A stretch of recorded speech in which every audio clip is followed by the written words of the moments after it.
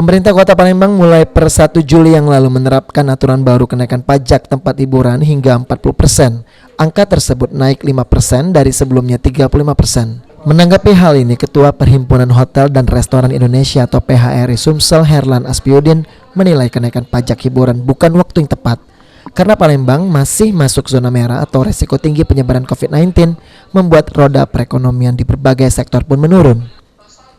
Selain itu, kenaikan pajak ini dikhawatirkan banyak pengelola tempat hiburan tidak mampu membayar. Seharusnya pemerintah melihat kondisi pandemi COVID-19 yang berjalan hampir 1,5 tahun ini untuk menurunkan pajak sehingga masyarakat tidak terbebani dengan pajak dan mau bayar pajak tepat waktu. Menaikkan pajak itu belum tepat. Karena kemampuannya tidak ada. Yang kita khawatirkan justru dengan kenaikan pajak nanti bisa jadi ini tidak ada yang bayar. Nah, malahan kalau saya minta mau diturunkan malah. Tapi dengan lingkup yang banyak, akhirnya banyak juga. Daripada tinggi yang bayar cuma 5, enakan dia turunkan, tapi yang bayar 100. Kan begitu. Nah, kalau sekarang dengan saya baca itu pernah ada omongan rencana baru 40%.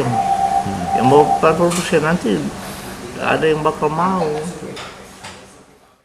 Sementara itu, salah seorang pengelola tempat hiburan mengungkapkan menerima kebijakan pemerintah menaikkan pajak ini, namun karena masih pandemi COVID-19 akan menyesuaikan pendapatan yang akan disetorkan untuk pajak. Tanggapan kita sebagai pengelola tempat hiburan nih Pak, dengan kenaikan pajak ini gimana Pak? Ada perbedaan? Masalah kenaikan pajak, kita menerima apa yang sudah ditetapkan oleh pemerintah daerah setempat. Dalam hal ini ya kita jalankan apa yang menjadi instruksi. Itu saja. Ini kan masih pandemi ini gimana Pak? Kita nanggapinya Pak? Ya kita sesuaikan saja apa yang kita dapat, itulah yang kita setorkan.